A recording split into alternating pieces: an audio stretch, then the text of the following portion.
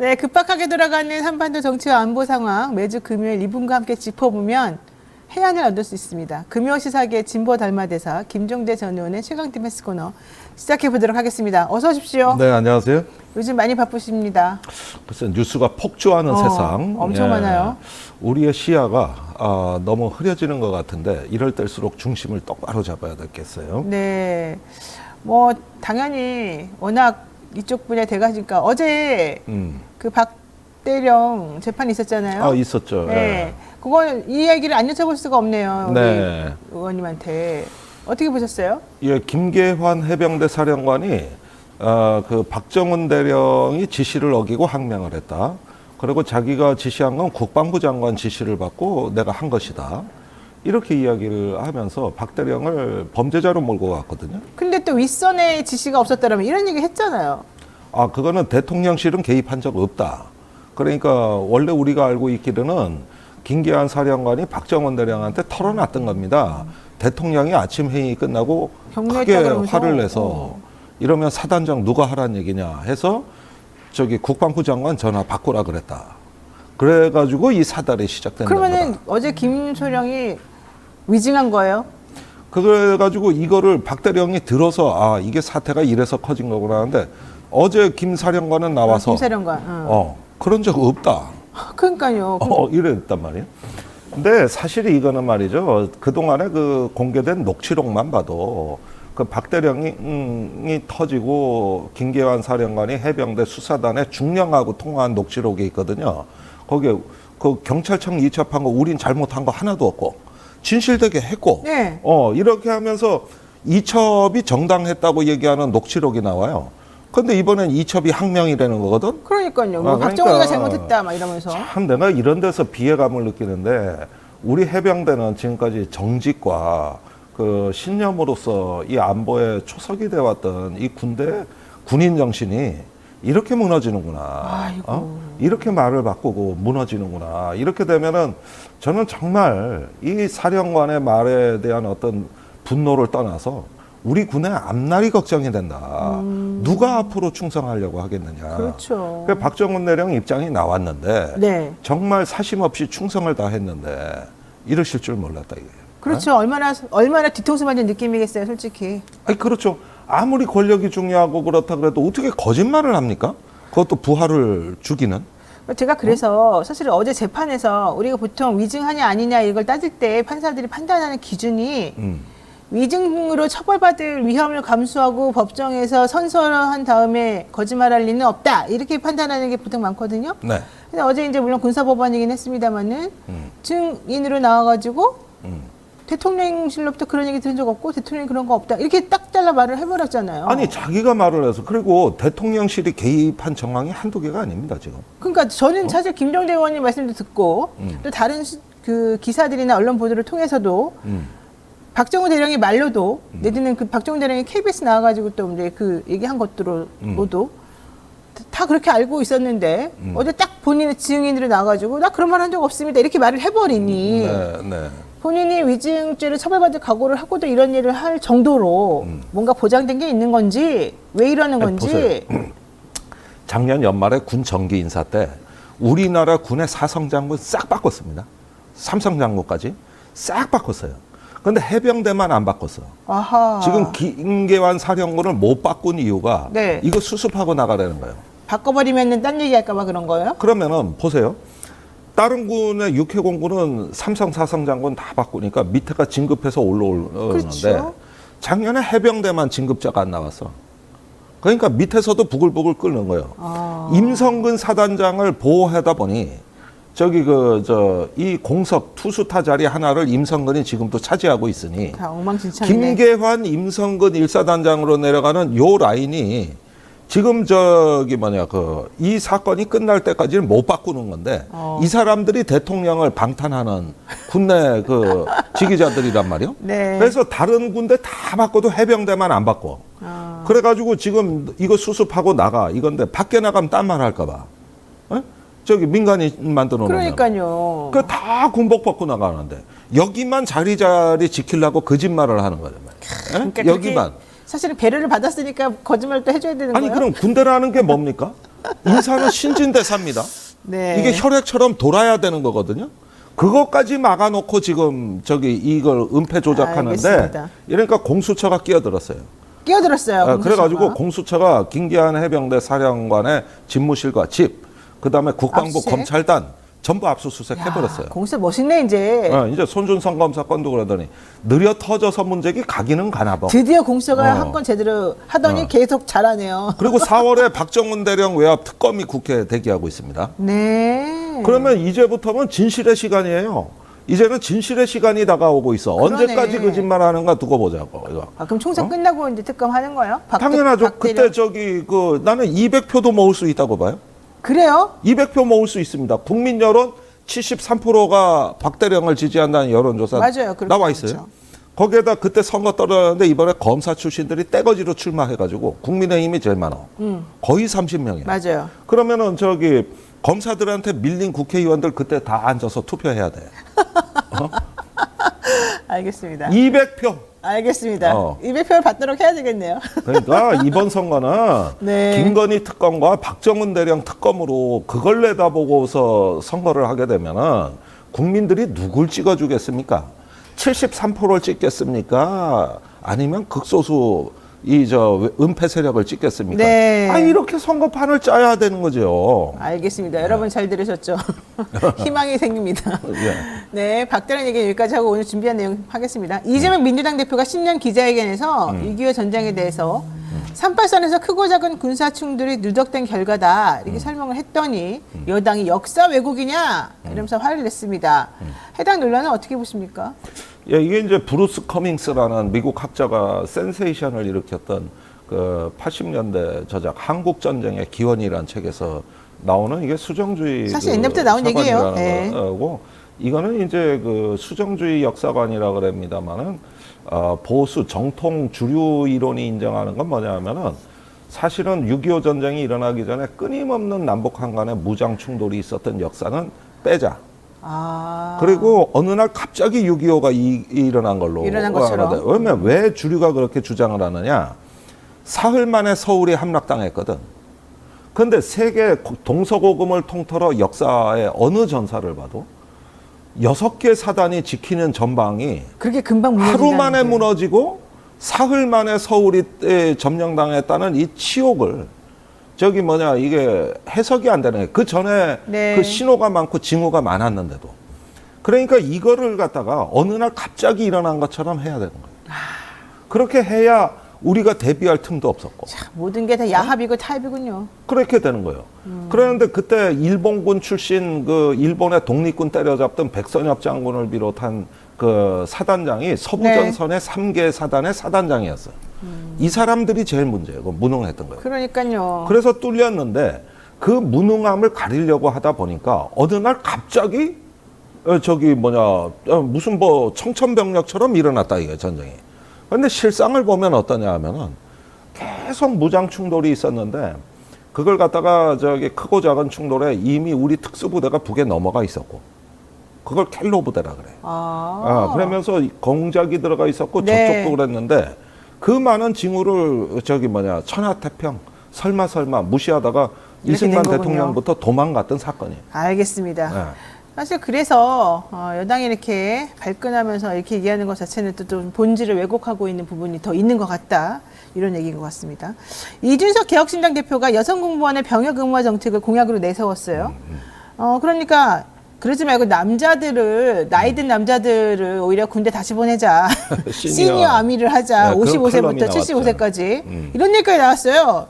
이런 논란이 정말 왜 갑자기 일어난 거고, 갑자기라기보다는 왜 이게 생산적인 건지, 어떻게 보십니까? 이게 세상이 미쳐 참네요. 돌아간다는 이해가 게 안 가요. 이제 지금 제가 요 며칠 동안 밤에 좀 달렸는데 이게 호프집 같은 데 가면은 지금 20, 30대가 난리예요. 이준석 예, 병역. 여자도 군대 가라. 이러면서 남자들이 뭉쳐요. 좋아해요? 예. 아마 표 많이 나올 거예요. 그래요? 근데 이렇게 설익은 정책으로 갈라치고 2030 남성 선동하고 이렇게 결집시키는 이 나쁜 정치가 사회적 분열을 자기 정치 무기화한다는 얘기인데 이게 정치를 얼마나 병들게 하고 앞으로 남녀 갈등에 그 회복하는데 엄청난 사회적 비용이 드는가 암담한 상황이에요. 자, 이준석 대표 말은 경찰관, 소방관, 해양경찰관, 교도관은 군대 갔다 온 여성만 그러니까 지원할 자격을 주자는. 그 공무원 하려면. 어. 네. 근데 이 4개 직종이 여성 문턱이 가장 높은 직종이에요. 지금 소방관의 여성 비율이 그 9.5%, 그 다음에 경찰관의 여성 비율이 12.5%입니다. 그런데 여성 인력이 많이 필요하거든요. 특히 그 여성 피의자도 많고, 여성 치안도 있고. 그래서 경찰청은 15%까지 높이자는 입장입니다. 근데 군대 갔다 온, 그것도 병사로 갔다 온 여성만을 여기에 그 공무원 담임권을 주자 그러면 네. 어떤 여성이 지원을 하겠습니까? 그러지 않아도 여성 문턱이 제일 높은데 더 문턱을 높이자는 얘기거든요. 그렇죠. 그리고 가짜 뉴스를 기반으로 하고 있어요. 뭐 경찰 여성 공무원이 70%라더라. 그러니까 좀 이런 가짜 뉴스. 정확하지 않은 팩트를 가지고 또 얘기해요. 그러니까 이런 걸 통해 가지고 이렇게 되면은 누구도 환영하지 않아요. 경찰, 군, 소방 누구도 환영하지 않는 공약인데 네. 나는 제일 웃기는 게 뭐냐면 이게 여성징병제로 가기 위한 일종의 어떤 중간 발판을 이번에 제시한 건데 주로 이런 것들 여성징병제를 주장했던 인물이 하태경, 이준석, 유호정이거든요. 네, 맞아요. 이분들의 공통점은 아무도 군대 군대 간 안 사람은 없다. 그러면 아니 여성징병제를 왜 꼭 군대 안 간 남자들만 얘기하느냐는 거예요. 그래도 이준석 대표는 공익이 아니라 병역특례. 병역특례 받았잖아요. 그거 말썽 많았어요. 군대 문턱도 안 밟아봤어. 군대 문턱도. 그것도 IT 하버드 대학 그 컴퓨터 공학으로 해가지고 그거 금수저 병역특례입니다. 그러니까요. 아니 그러면은 제 얘기가 뭐냐면은 정말 군에 가서 고생 박박 끼고 이래서 이게 군대라는 게 이렇고 전쟁이 일어나는 게 무섭구나. 네. 이런 걸 아는 제대로 복무한 사람들은 말이 없어. 전부 보면은 이런 사람들이야. 알겠습니다. 여기 지금 우리 김종대 의원님 페미니즘이나 뭐 이런 얘기 나오면은 여기까지만 합시다. 이런 얘기가 나오고 있어요. 이게 지금 찬반이 많이 갈려요. 맞아요. 그렇습니다. 그 군대 갔다 온 상실감 때문에 청년들이 그 남성들이 그런 것들을 분출하는 건데 저는 그 심정을 이해합니다. 그러나 그것이 누군가에 대한 공격으로 이어지는 건 상당히 심각한 문제입니다. 네. 자, 고발 사주 의혹받고 있던 손주정 검사에 대해서 공수처가 열심히 노력한 끝에 징역 1년의 실형이 나왔습니다. 제가 계속 말씀드리지만 징역 1년이 중요한 게 아니라 이게 유죄로 인정됐다는 게 매우 중요해요. 물론 아쉬운 점은 선거법 위반으로 혐의가 인정된 게 아니라는 점이긴 하지만 중요한 건 현직 검사가 고발 사주의 주체자로서 정범으로서 행동했다는 걸 법원이 인정했다는 거 아니겠습니까? 그렇습니다. 그렇기 때문에 그 윗선, 도대체 이 사람이 이걸 왜 했겠냐. 범행 동기와 관련해가지고 결국 윗선에 누군가 있었겠다. 이렇게 밝힐 수밖에 없잖아요. 어렵게 얘기할 거 없이 윤석열 한동훈이에요. 자, 2020년 당시 아닙니까? 네. 그리고 그때 대검 정보정책관이에요. 이 자리가 뭐냐 하면은 예를 들면은 기관장한테 어떤 이러이러한 범죄 정보나 이런 것들을 정무적 판단해서 직보하는 자리예요. 그러면은 자기 뜻대로 무슨 의사결정을 할 수 있는 게 아니라 핵심 참모가이자 측근인 거고 그러는데 윤 대통령 한동훈을 공격하는 민주당에 좀 손볼놈들이 있어. 채널A 사건이라고 터졌고 그 최강욱 의원이 이제 이런 것들을 갖다 총대를 공격수로 나섰어요. 그런데 이걸 고발을 하라고 국민의힘 김웅 의원한테 고발장을 써준 거예요. 그러면은 이렇게 정당에 결탁해가지고 이런 어떤 일종의 어떤 공작 정치라고 저는 보는데 이런 것들이 대검 정보정책관이 개인 일탈이다? 아니 그걸 누가 믿습니까? 이거는 당시 검찰 특수부 출신들의 집단의 이익을 수호하는 거예요. 그러니까요. 네. 그러면은 한편으로는 이제 그때 그 조국 사태로부터 쭉 이어져 와가지고 민주당의 반검찰 세력들하고의 어떤 사활을 건 투쟁이 있다 하면은 어떻게든 이 사람들을 법을 기술적으로 운용해가지고 무력화시키려고 하다 보면 그 중에 하나가 고발 사주를 하는 건데 빨리 국민의힘이 고발해라. 그래야 우리가 수사한다. 이렇게 약속 대련을 한 거란 말이죠. 아니 이걸 갖다가 그러면 그 저기 손준성 검사 혼자서 했다? 그러니까 아무 이유가 없잖아요. 그 사람이 그렇게까지 할 이유가 없는 정보 건데. 수집은 누가 했고 이거 결행은 누가 했으며 그러면 윤봉길이 혼자서 폭탄 던집니까?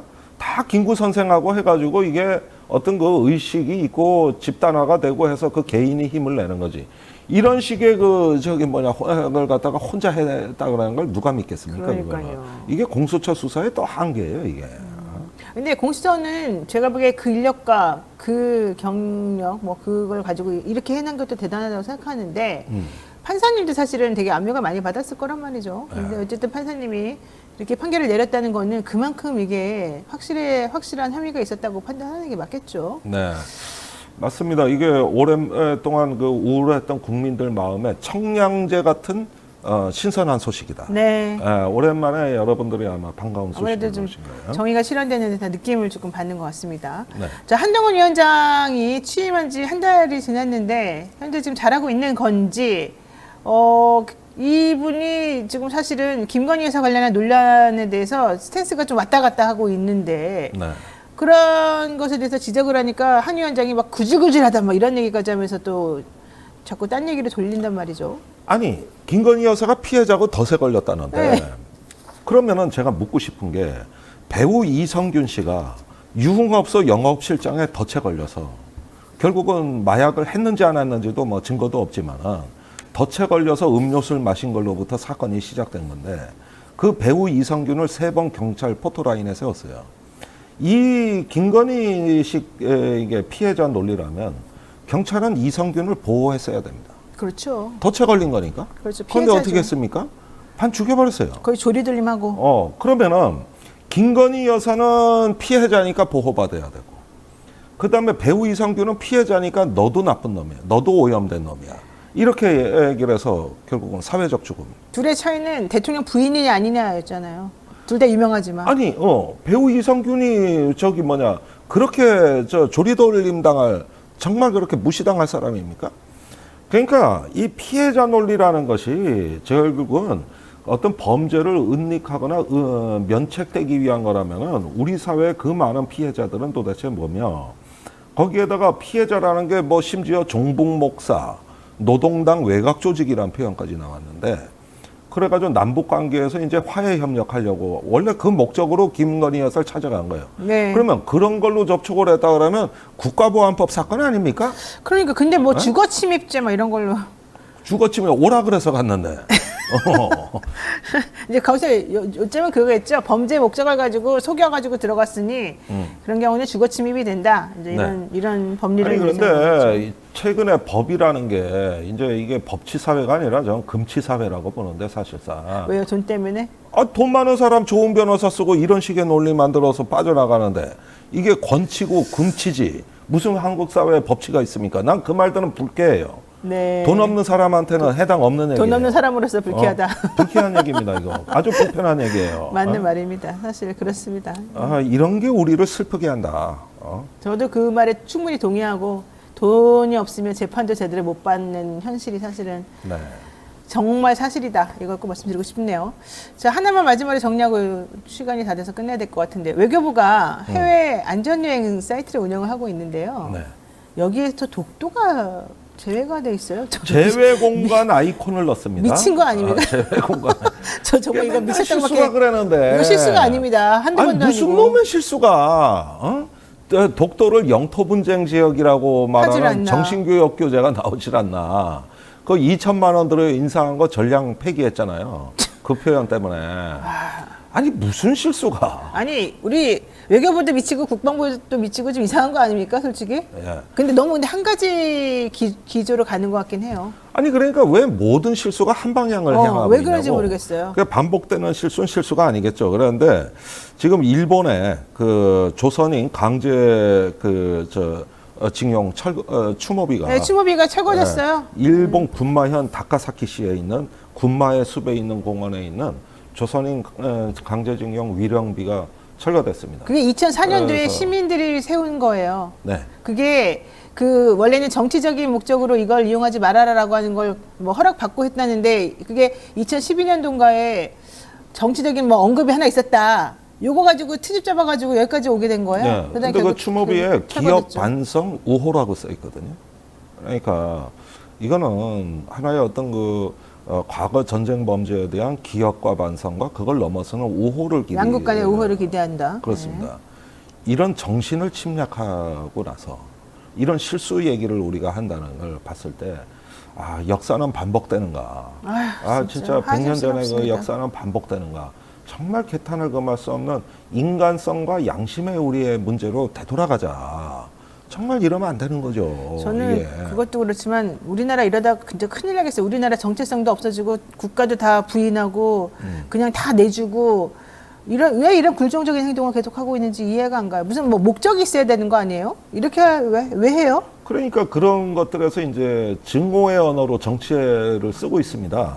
그 북한에 대해서 또 중국에 대해서 네. 이러다 보니까 이런 것들이 또 무방비 상태로 되는 것이죠. 나는 이게 우리 청년 세대들한테 참 부끄러운 짓을 하고 있다고 봐요. 우리가. 그러니까요. 좀 부끄러운 짓도 부끄러운 짓인데 그 결과가 돌이킬 수 없는 지점에 이를까봐 저는 걱정이고 그렇게 되면은 사실은 해결할 수가 없기 때문에 그 전에 이걸 막아야 되지 않겠냐. 맞습니다. 그래서 가해 피해 역사가 왜곡되는 역사는 또 하나의 100년의 수치입니다. 끔찍합니다. 그래서 그런 것들을 온 힘을 다해서 막아내서 우리가 역사의 어떤 그 본질에 회복하고 또 다시 그 정상으로 되돌아갈 수 있는 날이 오길 바랍니다. 그런데 전초롱님께서 다 맞는 말인데 온 방송을 장악한 이 상황 선거가 너무 어렵지 않을까요? 이렇게 저 물어보셨어요. 선거 많이 어려워졌다고 봅니다. 너무 어려워요. 상당히 저도 어려워졌어요. 예. 우선 야권이 어떤 그 원칙과 비전을 중심으로 연대하는 게 아니라 결국은 자기 의석수로 분열되기 시작합니다. 맞습니다. 이래가지고 절대 못 이깁니다. 이게. 지난 대선 패배의 교훈을 우리가 잊었는가? 지금 그걸 좀 말씀드리고 싶습니다. 아까 200석 얘기하시더니 갑자기 또 아니 그건 선거 결과와 안타까워. 관계없이 200석이 나온다는 거죠. 그러나 선거는 선거예요. 알겠습니다. 우울하네요. 갑자기 또 희망으로 시작했다가 아니 절망으로. 우리 시민들이 결국은 판단하실 거예요. 시민들이 이렇게 박근혜 탄핵 때도 시민이 정치를 앞섰습니다. 맞습니다. 시민이 정치를 끌어갔어요. 이젠 그게 답이라는 거예요. 네, 지금까지 김종대 전 의원과 이야기 나눠봤습니다. 오늘 말씀 고맙습니다. 감사합니다.